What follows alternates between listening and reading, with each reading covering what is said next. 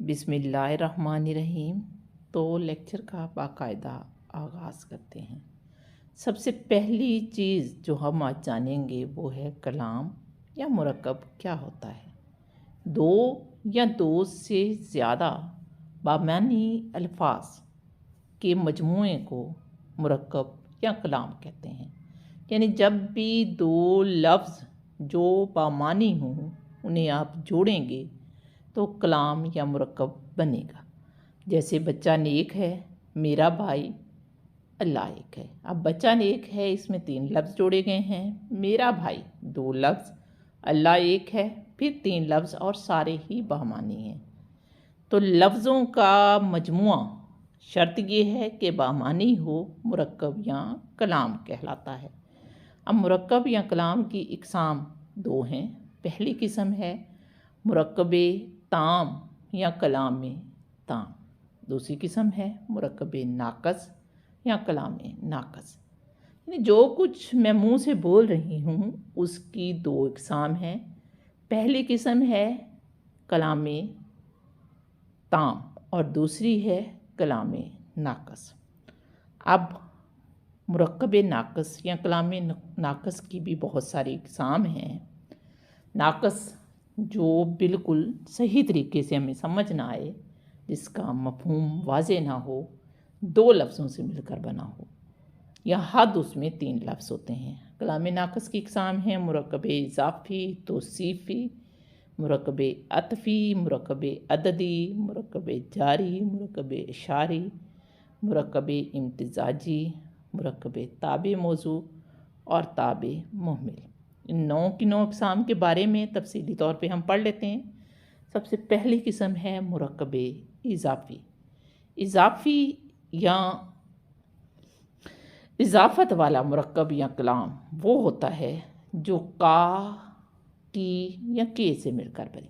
اب اگر مرکب اضافی فارسی میں ہو یا عربی میں ہو تو اس میں زیر یا پیش استعمال ہوگی۔ مرکب اضافی مضاف، یعنی جس کے بارے میں ہم بات کر رہے ہیں، مضاف الیہ جو بات کی جائے، اور حروف اضافت سے مل کر بنتا ہے۔ جیسے ایمان کی کتاب، زبیر کا قلم، چمن کے انگور۔ ایمان کی کتاب میں ایمان مضاف اور کتاب مضاف الیہ اور حرف اضافت کی ہے۔ دوسری قسم ہے مرکب ناقص کی، مرکب توصیفی۔ توصیف صفت سے نکلا ہے۔ ایسے مرکب جو صفت اور موصوف سے مل کر بنے انہیں مرکب توصیفی کہا جاتا ہے۔ یعنی ایسا مرکب جس میں کسی چیز کی اچھائی یا برائی بیان کی جائے یا اس کی تعریف کی جائے۔ مثال دیکھیں، سرخ پھول، سیاہ رات۔ اب دیکھیں پھول کی خاصیت سرخ بتائی گئی ہے، سیاہ رات، نیک لڑکا۔ اب سرخ، سیاہ، نیک یہ صفتیں ہیں، اور موصوف یعنی جن کی یہ خوبی یا خامی بیان کی گئی ہے وہ پھول، رات اور لڑکا ہیں۔ مرکب توصیفی صفت اور موصوف سے مل کر بنتے ہیں۔ اگلا مرکب جسے مرکب عطفی کہتے ہیں وہ معطوف علیہ، حرف عطف اور معطوف سے مل کر بنتا ہے۔ جیسے مجھے کاغذ اور قلم لا دو، روز و شب، مرد و زن۔ اب مرکب عطفی میں حرف عطف کے طور پر اور بھی استعمال ہو سکتا ہے اور واؤ بھی استعمال ہو سکتا ہے، جیسے زمین و آسمان۔ اب اس کی مثالوں میں پہاڑ اور دریا، جسم و جان، چاند اور سورج۔ اب اس میں جو پہلا لفظ ہوگا پہاڑ اور دریا، پہاڑ ہوگا معطوف الیہ اور دریا ہوگا معطوف اور ہوگا حرف عطف۔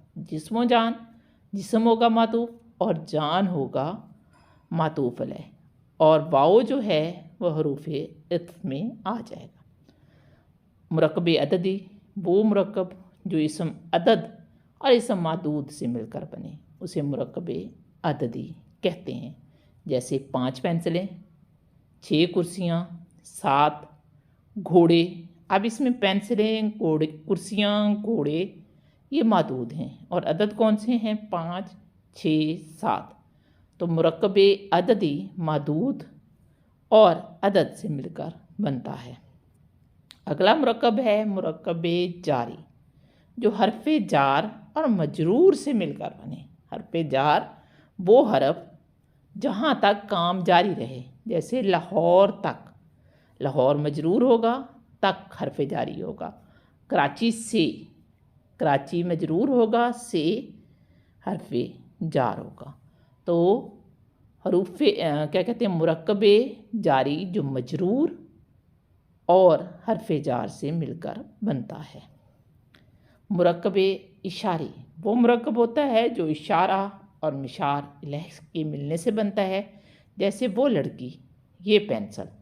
اب یہ اور وہ، یہ اشارہ ہیں، اس میں اشارہ ہیں، اور جن کی طرف ہم اشارہ کر رہے ہیں وہ مشار الیہ ہیں، جیسے پینسل اور لڑکی۔ تو مرکب اشاری مشار اور مشار الیہ سے مل کر بنتا ہے۔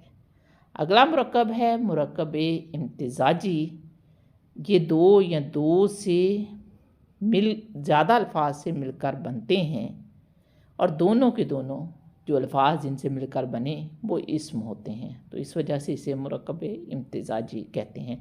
جیسے اکبر، علی، دونوں نام ہیں، دونوں اسم ہیں، اس لیے مرکب امتزاجی ہیں۔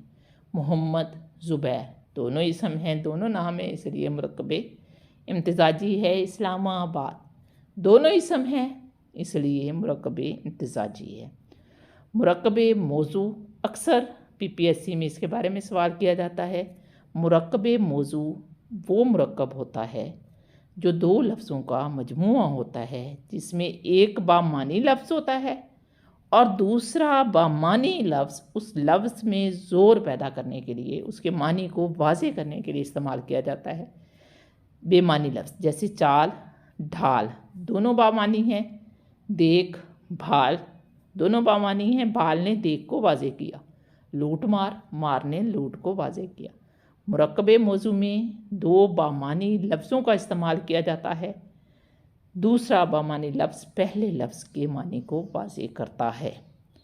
مرکب تابع مومل، اس میں بھی دو لفظ استعمال ہوتے ہیں، لیکن پہلا بامعنی ہوتا ہے اور دوسرا بے معنی ہوتا ہے۔